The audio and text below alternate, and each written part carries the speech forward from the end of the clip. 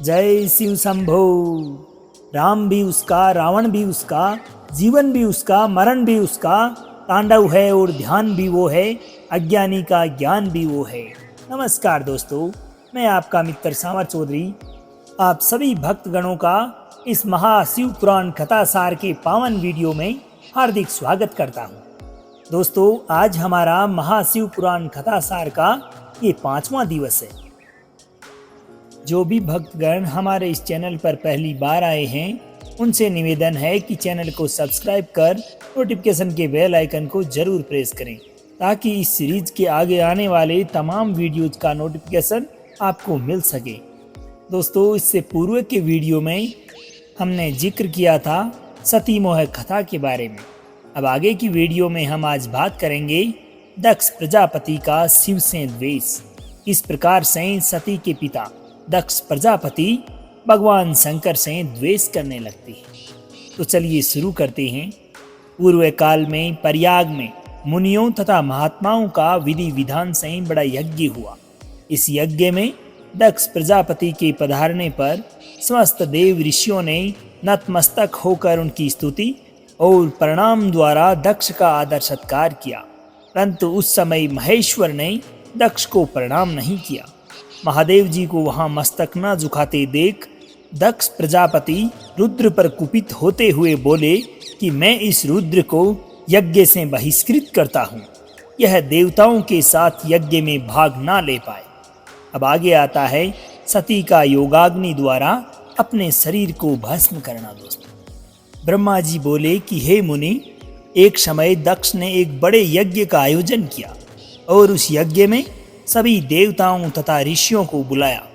देवता तथा ऋषिगण बड़े उत्साह के साथ उस यज्ञ में जा रहे थे। अब सती को जब इस बात का मालूम हुआ कि मेरे पिता दक्ष ने बड़े यज्ञ का आयोजन किया है, तो उन्होंने भगवान शंकर से वहां जाने की अनुमति मांगी। महेश्वर बोले कि देवी, तुम्हारे पिता दक्ष मेरे विशेष द्रोही हो गए हैं। जो लोग बिना बुलाए दूसरों के घर जाते हैं, वे वहां अनादर ही पाते हैं, जो मृत्यु से भी बढ़कर होता है। भगवान शंकर की ये बात सुनकर सती अपने पिता पर बहुत कुपित हुई तथा वहां जाने के लिए तत्पर हो गई। शिवजी ने अपने गणों के साथ सजे हुए नंदी वृषभ पर सती को विदा कर दिया। यज्ञशाला में शिव का भाग ना देखकर असहनीय क्रोध प्रकट करते हुए वे विष्णु आदि सब देवताओं को फटकारने लगी। अपने पिता के प्रति रोष व्यक्त करते हुए वे बोली कि हे तात, आप शंकर के निंदक हैं, आपको पश्चाताप करना पड़ेगा। इस लोक में महान दुख भोग कर अंत में आपको यातना भोगनी पड़ेगी। जिनका शिव एक बार उच्चारित हो जाने पर संपूर्ण पाप राशि को शीघ्र ही नष्ट कर देता है, अहो, आप उन्हीं शिव के विपरीत होकर उन पवित्र कीर्ति वाले सर्वेश्वर शिव से विद्वेष रखते हैं। इस प्रकार दक्ष पर कुपित हो सहसा अपने शरीर को त्यागने की इच्छा से सती ने योग मार्ग से अपने ही शरीर के दग्ध हो जाने पर पवित्र वायुमय रूप धारण किया और तदंतर अपने पति के चरण कमल का चिंतन करते हुए सती ने अन्य सब वस्तुओं का ध्यान भुला दिया। वहां उन्हें पति के चरणों के अतिरिक्त कुछ दिखाई नहीं दिया। हे मुनिश्रेष्ठ, यज्ञ अग्नि में गिरा हुआ उनका निष्पाप शरीर अग्नि से जलकर उनके इच्छा अनुसार उसी समय भस्म हो गया। उस समय देवताओं आदि ने इस घटना को साक्षात देखा तो वे बड़े जोर से हाहाकार करने लगे। सती के प्राण त्याग को देखकर शिवजी के पार्षद शीघ्र ही अस्त्र शस्त्र लेकर खड़े हो गए। उसी समय एक आकाशवाणी हुई और समस्त देवता आदि यज्ञ मंडप से शीघ्र निकलकर अपने अपने स्थानों को गमन कर गए। अब इसके पश्चात आता है दोस्तों दक्ष यज्ञ विध्वंस का वृतांत। गणों के मुख से तथा नारद के द्वारा सती के दग्ध होने का समाचार प्राप्त हुआ, जिसे सुनकर भगवान शंकर अत्यधिक कुपित हो गए।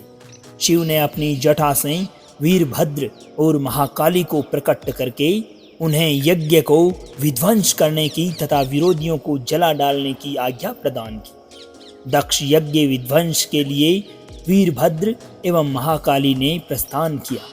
उधर दक्ष के यज्ञ मंडप में यज्ञ विध्वंस की सूचना देने वाले त्रिविध उत्पात प्रकट होने लगे। अब बहुत से भयानक अपशकुन होने लगे। इसी बीच आकाशवाणी हुई कि ओ दक्ष, तू महामूढ़ और पापात्मा है। भगवान हर की ओर से तुझे महान दुख प्राप्त होगा। जो मूढ़ देवता आदि तेरे यज्ञ में स्थित हैं, उनको भी महान दुख होगा। अब आकाशवाणी की ये बात सुनकर और अशुभ सूचक लक्षणों को देखकर दक्ष तथा देवता आदि को भी अत्यंत भय प्राप्त हुआ।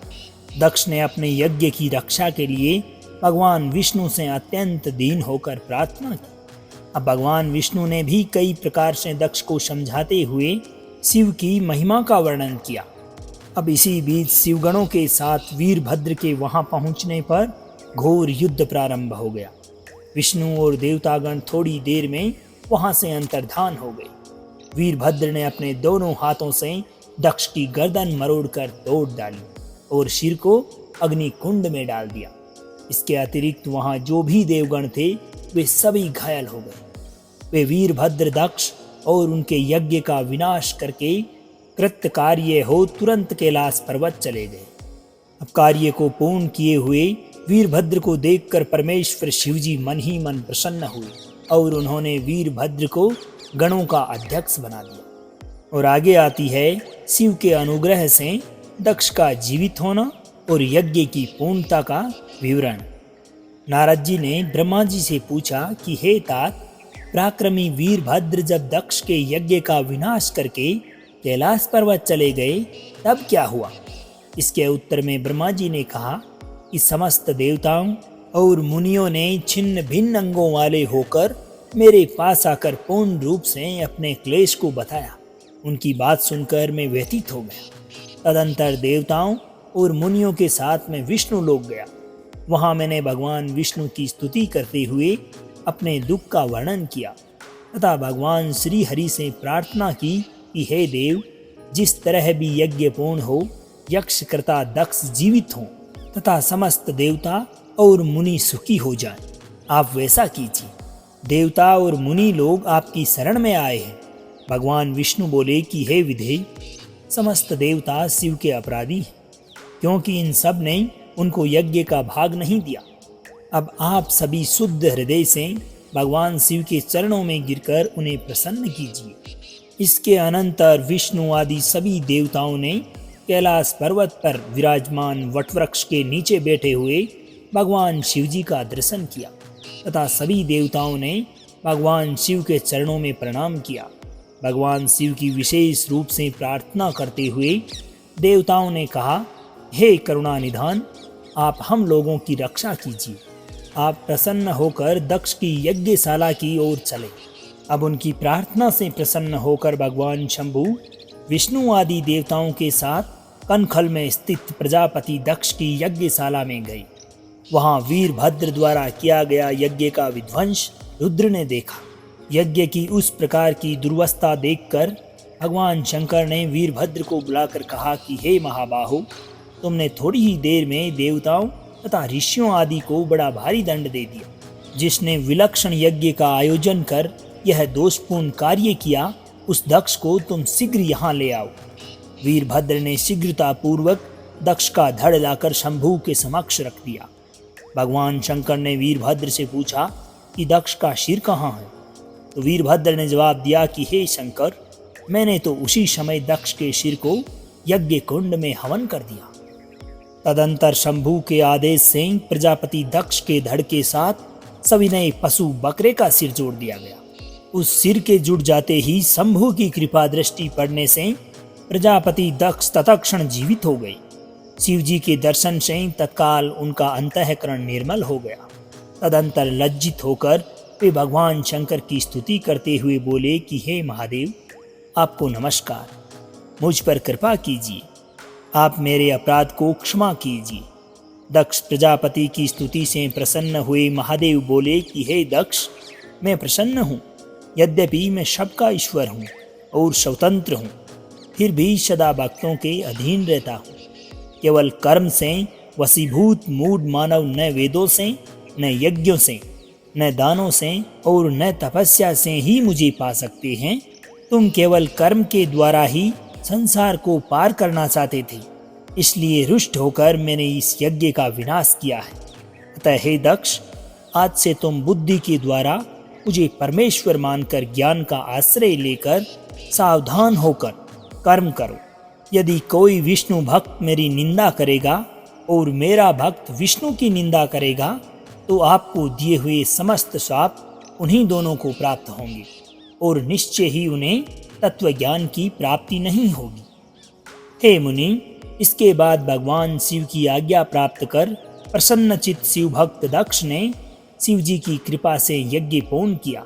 तदंतर सब देवता और ऋषि संतुष्ट होकर अपने अपने स्थानों को गमन कर गए। अब भगवान शंकर की महिमा अनंत है, जिसे बड़े बड़े विद्वान भी जानने में असमर्थ है, किंतु भक्त लोग उनकी कृपा से बिना श्रम के ही उत्तम भक्ति के द्वारा उसे जान लेते हैं। हे नारद, इस प्रकार मैंने आपसे सती के परम अद्भुत चरित्र का वर्णन किया, जो भोग मोक्ष को देने वाला तथा सभी कामनाओं को पूर्ण करने वाला है। इस प्रकार दोस्तों, रुद्र संहिता का सती खंड पूर्ण होता है। तो दोस्तों, आज के इस वीडियो में बस इतना ही। आगे आने वाले नेक्स्ट वीडियो में हम बात करेंगे रुद्र संहिता पार्वती खंड के बारे में।